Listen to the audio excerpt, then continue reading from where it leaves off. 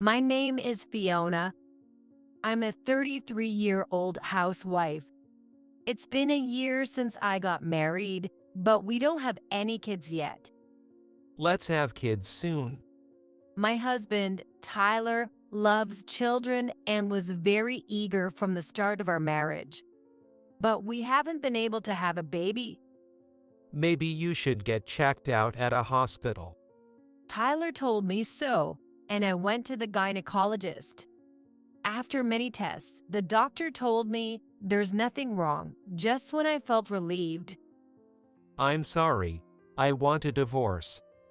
he suddenly declared it. Why? There's nothing wrong with my body. I want kids soon. I can't stand the uncertainty of when it will happen with Fiona. I was speechless.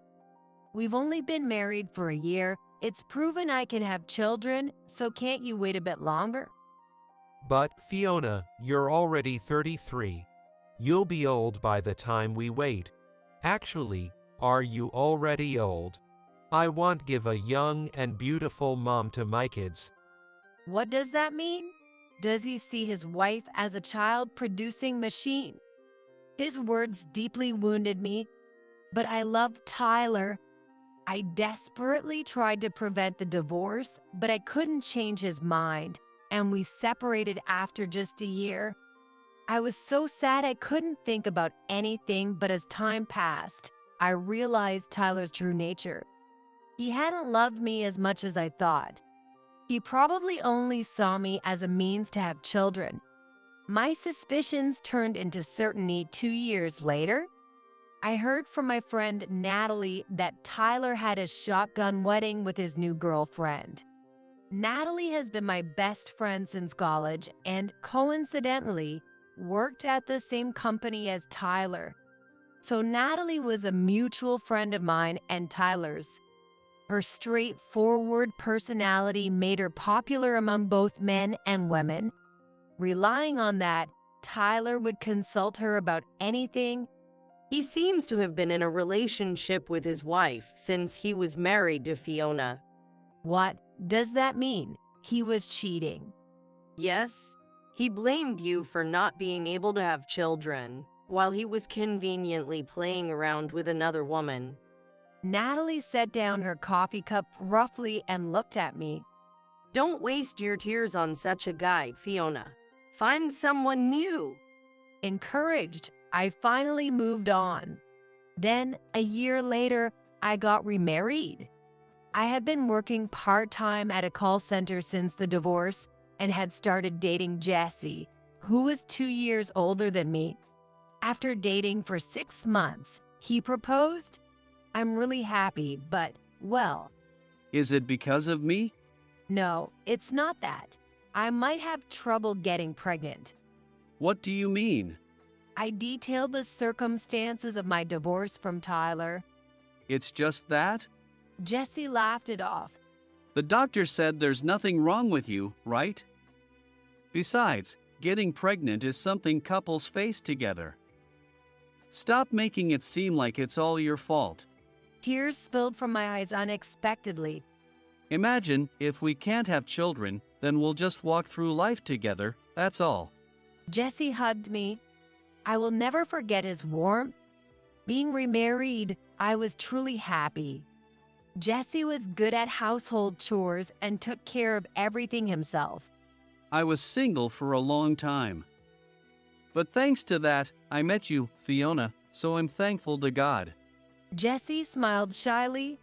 His smile was very cute. He was also good at cooking, and he treated me to genuine Italian cuisine. Tyler wouldn't even take out the trash, and I had thought all men were like that, so everything was a surprise to me. I was truly fulfilled. One day, 6 months after getting remarried, I found out I was pregnant. During a regular checkup at the gynecologist's, I was told, "Congratulations." I couldn't believe it and went home to tell Jesse, who had just returned from work. Really? That's great, Fiona. He suddenly grabbed me by the waist and lifted me up, which startled me. "Stop it, Jesse." Oh, sorry.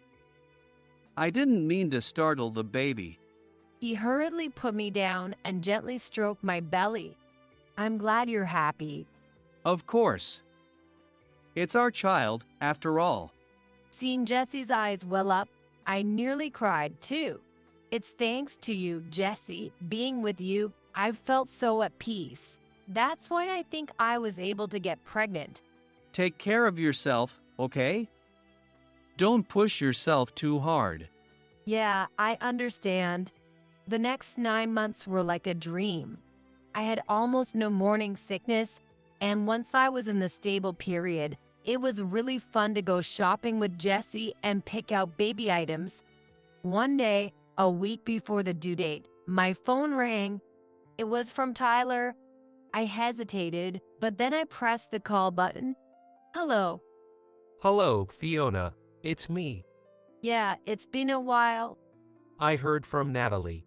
Is it true you're pregnant? Yes, it's true. Why? I thought you couldn't get pregnant. What a thing to say now. I was speechless. Maybe I should have been more patient. Tyler made a tasteless joke. I didn't need your patience. By the way, how are things going with your new wife? What? Oh, come on. What are you talking about? Tyler pretended not to know. Well, either way, it doesn't concern me anymore. Bye. I hung up the phone with a piercing voice. What was the purpose of his call? I told Jesse about it when he got home from work.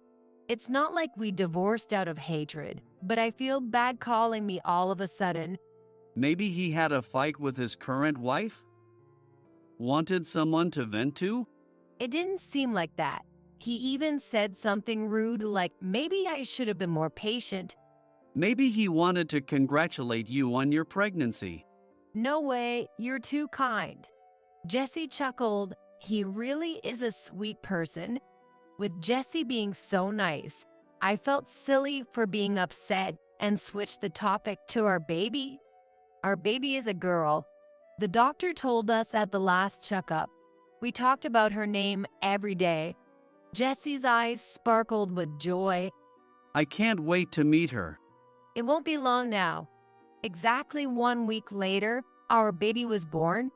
We named her Olivia. Thank you. I'm so grateful.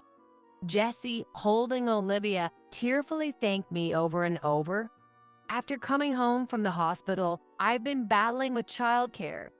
Of course, Jesse helped, but we're both clueless and keep making mistakes. It would be nice if we had grandparents to rely on. We can't help it. Both our parents live far away. You should have gone back to your parents' home, Fiona. It's fine. No matter how hard it is, I want to be here with Jesse and Olivia.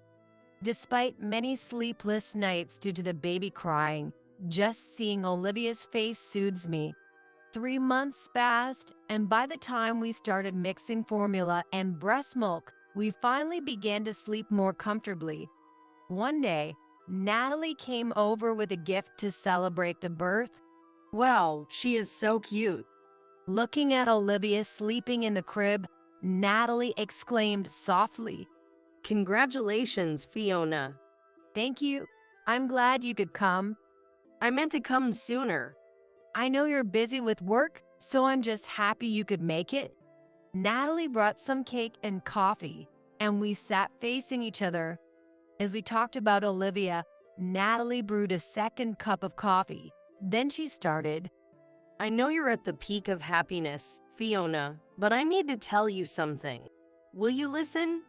"What is it? You're being so formal." Yeah, it's about Tyler. He had a child quickly with his current wife, right? So, he thought the infertility issue was you. Of course, he would think that. But he reconsidered after hearing you got pregnant. He wondered if there might be something wrong with him. I was more puzzled by Tyler than anything else. Tyler has a child, doesn't he? What's the issue? He accused his wife of cheating, saying, It's not my child. Who is the father of this child? That man is an idiot. Natalie was utterly appalled. What? That's too much of a leap, isn't it? When he consulted me, I thought he was a real fool. So Tyler was seriously troubled by this? Seems like it. Still, Natalie comforted Tyler. Guess what he said then? A leopard can't change its spots. I can't trust anyone. Does he understand what he's saying? It's ridiculous how he can say such things, disregarding his own behavior. Both Natalie and I were appalled.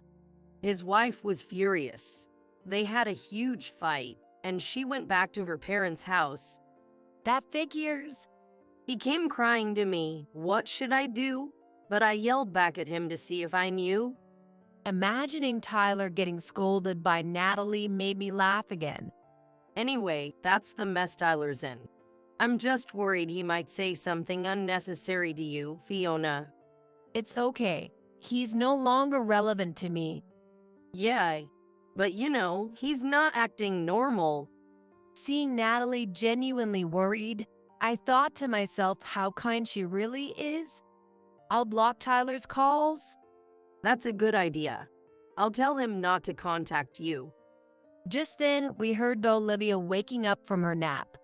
I stood up and picked her up. Can I hold her? Natalie reached out her arms. As we both soothed Olivia, Tyler's issues completely slipped from my mind. A month passed, and I was busy with childcare. There was no contact from Tyler. However, Tyler's wife suddenly showed up with their child. She had gotten our address from his mother. I had given his parents our address just in case they needed it. Emma, Tyler's wife, appeared to be in her 20s, a young and pretty woman with striking large eyes. Her nearly 2-year-old son, Mike, looked just like her. We sat across from each other on the sofa. Mike was playfully entertaining my daughter, lying down. Sorry for the sudden visit. I just really needed to apologize to you, Fiona. Emma started. Apologize? Yes. I was dating Tyler without knowing he was married. I'm truly sorry for everything that happened. I was honestly taken aback by her apology. It's a bit late for apologies. You came all this way just to say that? No, that's not all. We've decided to get a divorce. What, you and Tyler? Yes. I know it's none of your business, but I just needed to talk to someone and ended up here. Emma began to pour out her story. Her story was one surprise after another. He kept accusing me that it wasn't his child. Then I'll prove it, I said. And we had a DNA test which confirmed Tyler was the father. So, the problem is solved, isn't it? No, it's different. He was saying all sorts of things like you're still dirty, and I only married you because you could have kids. But as soon as the DNA test came out, he flipped his attitude and said, "Oh, good. Now we can safely have a second child. How can I forgive that?" Emma's anger was palpable. Sure, I may have been the other woman, but it was Tyler who deceived me. Emma slammed her hand on the table. Hey, calm down. You'll scare our kids. Sorry. Emma looked down, chastened. So, you've decided to divorce? Yes. He only sees his wife as a tool for making children. It could be anyone. I understood how she felt all too painfully, because I felt the same way. If asked whether I hated the woman before me, maybe I would. But at least the children are innocent. Watching the kids play happily, I felt a twinge of pity. Fortunately, Tyler's parents are on my side. They're so fed up with his stupidity that they've banned him from their home. His parents are good people. Right? How could such great parents have such a terrible son? We looked at each other and laughed. Tyler is begging for custody, but of course, I won't give it to him. His parents even said to get a lawyer if he makes more trouble. What will you do now, Emma? I'll go back to my parents' home and look for a job. Good luck. Thank you. I thought you'd understand how I feel, Fiona. And I was worried Tyler might start harassing you, given his track record. Please be careful. Somehow, I no longer felt any animosity toward Emma. We both lacked judgment in men. That's not true. Look, Fiona, you found a wonderful husband.